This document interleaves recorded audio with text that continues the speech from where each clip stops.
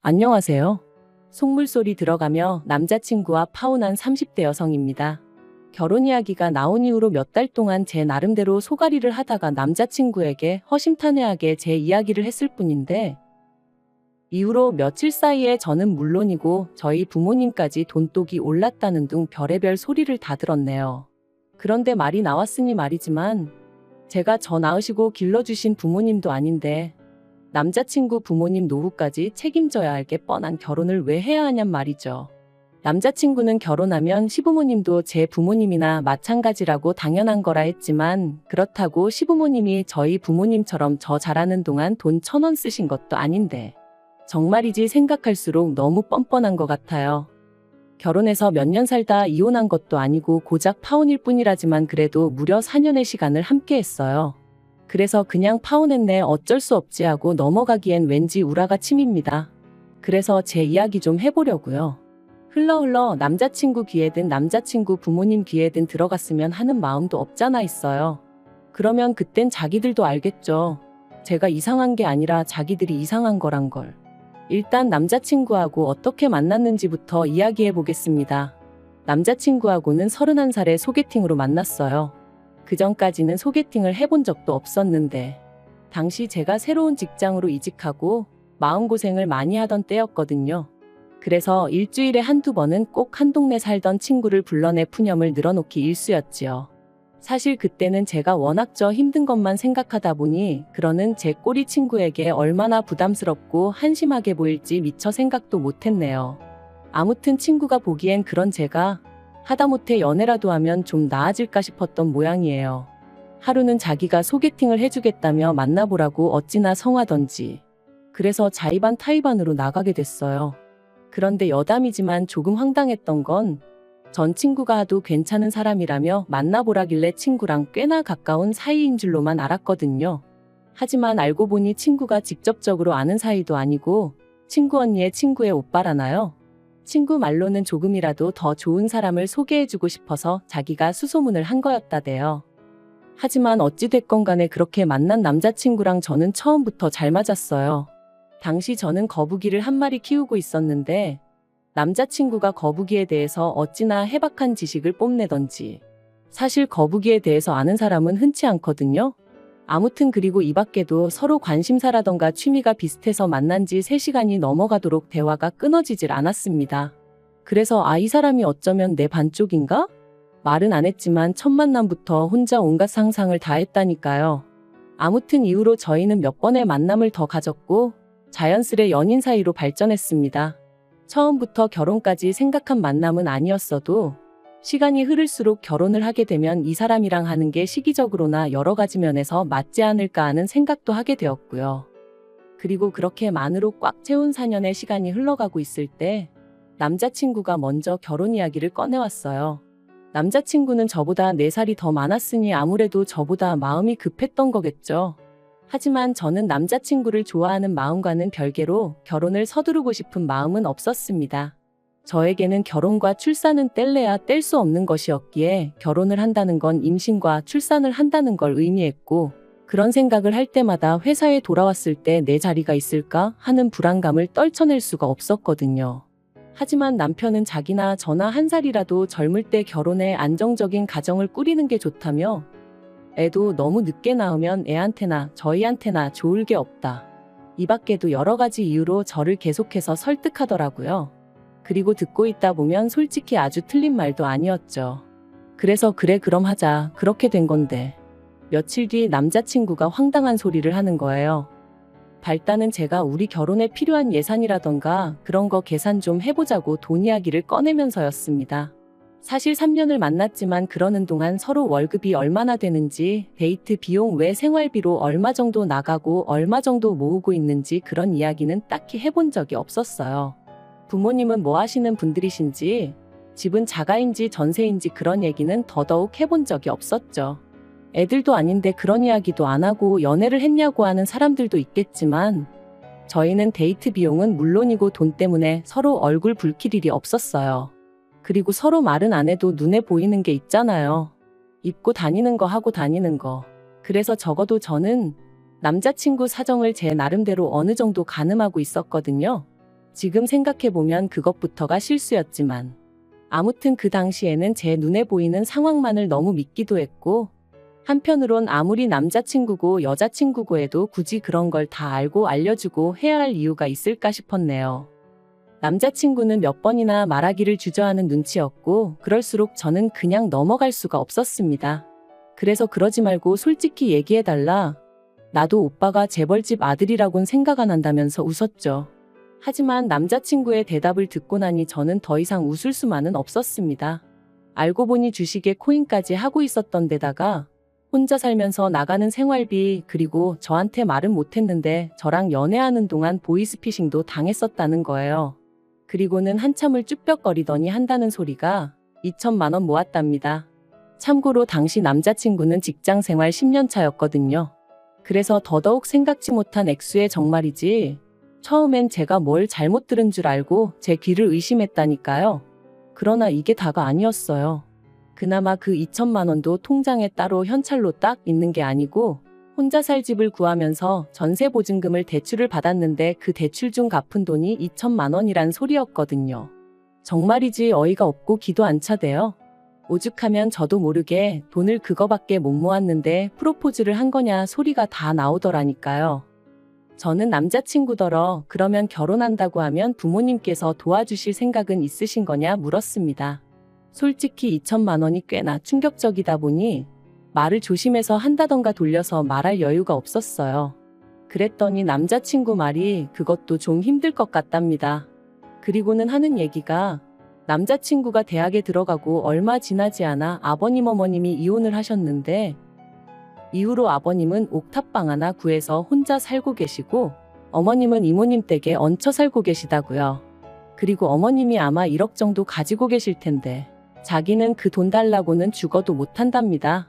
자기가 그 돈 받으면 어머님한테는 아무것도 남는 게 없다면서 그리고는 저더러 많이 실망했냐.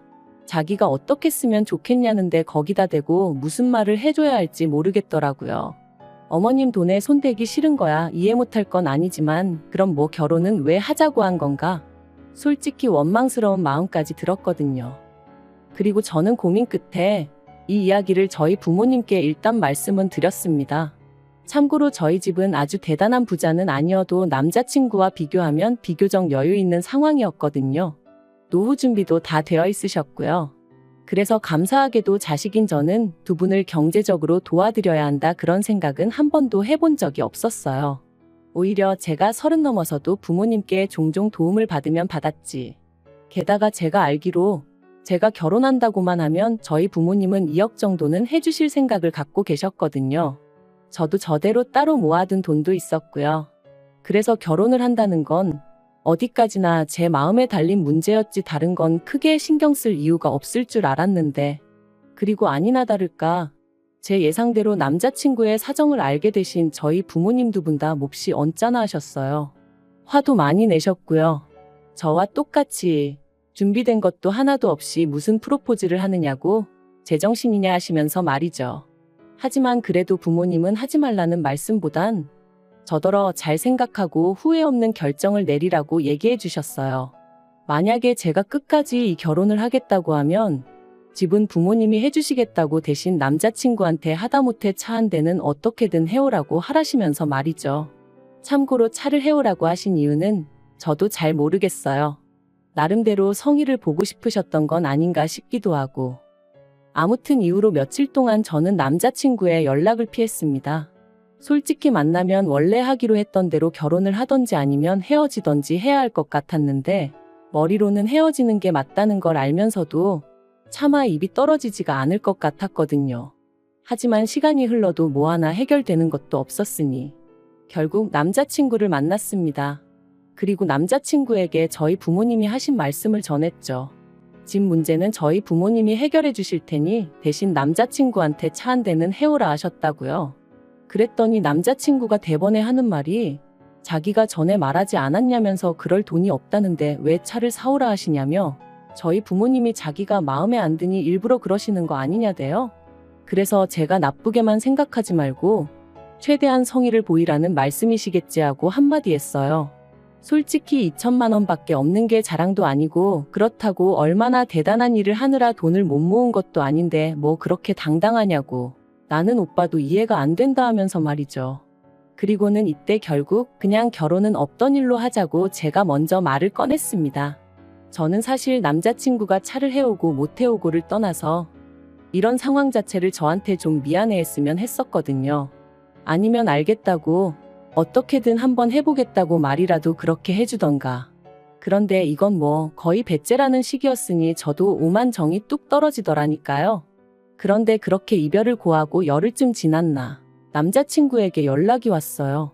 자기가 자기 어머니하고 이야기를 해봤다며 만나서 얘기하자 그러더라고요. 그래서 솔직히 말하자면 못 이긴 척 나갔습니다. 이별이라는 게 역시나 쉬운 게 아니었거든요. 그것도 제가 제일 정신적으로 힘들고 지칠 때 만나 나름대로 고마운 기억도 많다 보니 말이죠. 그런데 이런 마음이 남자친구와 남자친구 어머니를 만나면서 와르르 무너져 버렸습니다. 남자친구의 어머니가 생각지도 못한 말씀을 하셨거든요.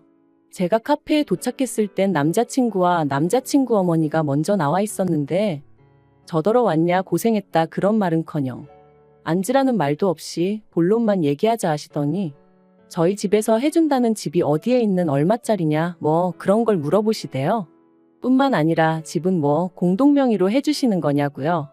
당혹스러웠지만 제가 그런 건 저는 잘 모르니 저희 부모님하고 이야기를 해보시는 게 좋겠다 했어요.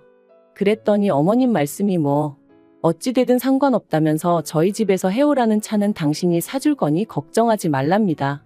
다만 저희 쪽이 얼마나 대단한 집이라고 그런 조건을 다는 건지 모르겠다는 식으로 말씀을 하시는데 여러 가지로 생각이 많아지더라고요. 하지만 거기서 끝이 아니었어요. 어머님을 만나 뵌 지 한 일주일쯤 지났을 때였습니다. 그 사이 남자친구도 저희 부모님께 인사를 드렸고 그래서 이제 슬슬 부모님들끼리 만날 일정을 잡으려던 차였죠. 그런데 남자친구가 먼저 할 이야기가 있다더니 어머님이 이모님 집에서 나오셔야 될 것 같다는 거예요. 이모님 딸이 사정이 생겨 이모님 집에 들어와 살게 되었는데 그 일로 어머님이 그 집에 있기가 어려워지셨다나요? 어머님 입장은 그래도 당신이 먼저 들어와 살고 있었는데 갑자기 방을 비워달라는 게 말이 되냐 버티시는 중이셨고 이모님은 그래도 딸이 들어와 산다는데 어쩌겠냐며 나가달라셨다나요? 뭐 솔직히 남의 집안일이니 제가 이러쿵저러쿵 할 일은 아니었지만 어쨌든 남자친구 이야기를 들었을 땐 어머님이 오래 계시지는 못하겠구나 싶었죠. 아무튼 그래서 어머님이 난처하시겠네 하니까 남자친구가 한다는 말이 그래서 말인데 신혼집이 준비되는 대로 어머님을 와 계시게 해야겠다는 거예요. 생각지도 못한 남자친구의 말에 얼마나 놀랐는지 몰라요. 어머님을 좋아하고 안 좋아하고를 떠나서 어머님 사정이 딱하고 아니고를 떠나서 저도 제 신혼에 대한 나름의 로망이 있기도 했고 솔직히 저 조금이라도 편하게 시작하라고 저희 부모님이 신혼집 문제는 해결해 주시겠다 하신 건데 거기다 어머님부터 모시자니 생각만 해도 머리 아프고 기분도 안 좋더라고요. 그래서 제가 아무래도 그건 좀 어렵겠다 했어요. 나도 그렇게 되면 내 부모님 볼 낯이 없다고 그리고 언제까지 계셔야 할지도 모르는데 책임지지 못할 일은 시작도 하고 싶지 않다고 했죠. 하지만 남자친구는 저더러 너무한다면서 이게 사실 저희 부모님 때문이나 마찬가지랍니다. 저희 부모님이 차를 사오라고 억지를 쓰시는 바람에 자기 어머니가 돈을 쓰셔야 되고 그래서 따로 방을 구하기가 어렵게 되신 거라나요? 그러면서 와 계시는 게 싫다 하면 뭐 어머님 떨어 길바닥에서 지내시라는 거냐며 너무한다는 거예요. 그리고는 제가 정 못 모시고 살겠다 하면 어쩌겠냐고 자기가 월세라도 하나 구해드리고 그 월세랑 생활비를 대드리겠다는데 정말 기도 안 차더라고요. 그래서 남자친구한테 양심도 없냐고 뻔뻔하다 그래버렸어요. 그랬더니 저더러 말을 왜 그따위로 하냐면서 그러니까 돈 없다는데 왜 꾸역꾸역 차라도 사오라는 거냐며 저랑 저희 부모님이 못되고 이상한 거랍니다. 솔직히 집 사줄 능력이 되면 기왕 해주는 김에 차도 한 대 사줄 수 있는 거 아니냐고. 그게 아니면 차는 저랑 자기랑 결혼하고 나서 할부로 사고 같이 갚아나갈 수도 있는 거 아니냐며 말이죠. 그리고 저는 그런 남자친구가 어이없는 건 물론이고 괘씸한 생각까지 들대요. 그래서 우리 부모님이 무슨 자선사업가냐고 소리를 질렀습니다. 우리 부모님이 집을 해주신다는데 차 정도는 말씀하실 수도 있는 거 아니냐. 그리고 정 어려울 것 같으면 차라리 어렵다 미안하다 하지 왜 억지를 쓰냐면서요. 그러니까 남자친구가 저희 부모님도 그렇고 저도 그렇고 사위 될 사람 남편 될 사람 자존심이니 인격이니 그런 건 안중에도 없는가 보답니다. 그리고는 저더러 그렇게 살지 말라길래 저도 질세라 너야말로 거지근성 버리고 네 엄마랑 알콩달콩 재미지게 살라 했죠. 그리고 그렇게 저희는 두 번째 파혼을 감행했고 이때는 처음과 달리 뭐 좋았던 기억이고 뭐고 생각나는 것도 없었어요. 오히려 곰곰이 곱씹을수록 재수없고 날 얼마나 호구로 봤으면 집 해오는 김에 차도 해오라는 헛소리를 할 수가 있나 싶고 하지만 이미 파혼한 마당에 쫓아가서 뭐라 하는 것도 웃기고 그래서 솔직히 넘어지면 콱코나 깨져라 그런 생각만 하고 있었는데 한 두 달 정도 지났나 또 연락이 왔습니다. 한다는 말이 자기가 그냥 다 잘못했다면서 자기 좀 받아주면 안 되겠냐 그러더라고요. 자기가 곰곰이 생각해봤는데 자기 인생에서 저 같은 여자는 또 못 만날 것 같다면서 자기가 잠깐 눈에 뭐가 씌었었나 보다고 저만 원하면 어머님하고도 연락 끊고 살겠다나요? 제가 됐다고 멀쩡한 모자 사이 갈라놓았다고 욕먹을 일 있냐 관심 없다 했습니다. 그리고 남자친구가 말한 것처럼 저도 똑같이 말해줬어요. 곰곰이 생각해보니까 나야말로 하마터면 내 인생에서 제일 잘못된 결정을 내릴 뻔했다고 너랑 헤어진 건 정말 신의 한 수였다고 말이죠. 그랬더니 찌질한 남자친구가 하는 말이 여자가 한 남자랑 4년이나 사귀었으면 그거 결혼한 거나 마찬가지라고 그러니까 어차피 저는 자기 아니면 누구와도 결혼 못할 거라나요? 아니 지랑 나랑 동거를 했나 뭘 했나. 기도 안 차서 두고 보라고 했네요. 솔직히 남자친구랑 파혼하는 과정에 기도 너무 빨리고 말 그대로 있는 대로 진이 빠져서 당분간 연애니 결혼이니 그런 쪽으론 요만큼도 의지가 없어요. 그래도 저 하나 사랑하는 마음은 진짜라 믿었기에 친정부모님한테 그렇게 손까지 벌려가며 어떻게든 한 가정을 이루고 같이 잘 살아보려고 했건만 무능력한 건 둘째치고 욕심만 사나워가지고 손해는 조금도 안 보려고 하고 생각할수록 괘씸할 뿐이네요. 아무튼 이제 다 끝났고 이렇게 속 시원하게 욕도 했으니 지금부터는 이름 석자도 있겠습니다.